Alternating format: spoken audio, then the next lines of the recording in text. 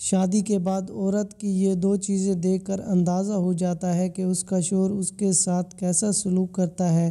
شادی کے بعد عورت کا چہرہ اور جسمانی حالت بتاتی ہے کہ اس کے شوہر نے اسے کس حال میں رکھا ہے۔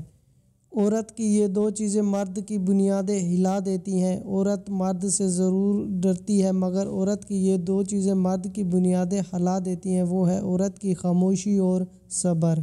جن عورتوں میں یہ نشانی ہو تو سمجھ جاؤ کہ ایسی عورتیں شوقین مزاج ہوتی ہیں۔ عورت جو مرد کی آنکھوں میں آنکھیں ڈال کر بات کرتی ہو اور ہر مرد کو ترکی بترکی جواب دیتی ہو، یہ بھی خاص نشانی ہے کہ قربت کی شوقین عورت کی کردار میں بھی ثابت قدم نہیں ہوتی۔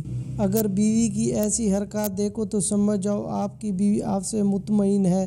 دوران معاشرت بیوی اپنے شوہر کو مضبوطی سے پکڑے تو سمجھ جائیں کہ آپ کی بیوی آپ سے مطمئن اور لطف اندوز ہو رہی ہے۔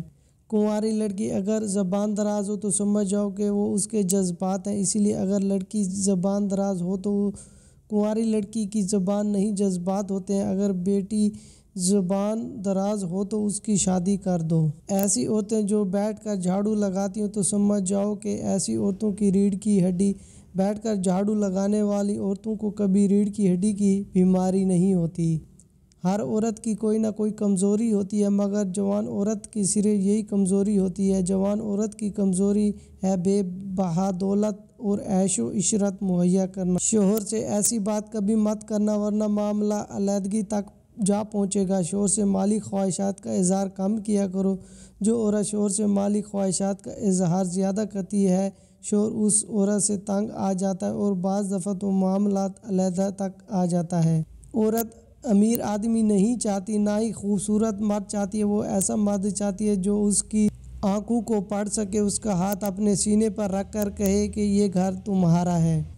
عورتیں غلط تعلقات صرف اسی وجہ سے بناتی ہیں۔ بہت سارے لوگ اس راز سے ناواقف ہوتے ہیں۔ جو عورتیں غلط تعلقات بناتی ہیں، ان کے تعلقات بنانے کی دو بڑی وجوہات ہیں۔ پہلی وجہ یہ کہ جتنی توجہ اور پیار امید انہیں ان کے شوہر سے ہوتی ہے وہ انہیں نہیں ملتی۔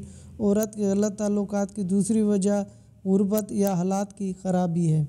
عورت اور گھوڑی اگر پہلی آواز میں پاس آ جائیں تو سمجھ جاؤ کہ آواز دینے والا کوئی مرد ہے۔ جس عورت میں یہ عادت ہو جو غیر مردوں سے ہنس کر باتیں کرتی ہو اور ہمیشہ اپنے خاوند سے راستے جدا کر کر رکھتی ہو تو سمجھ جاؤ اس کا چکر غیر مرد سے چل رہا ہے۔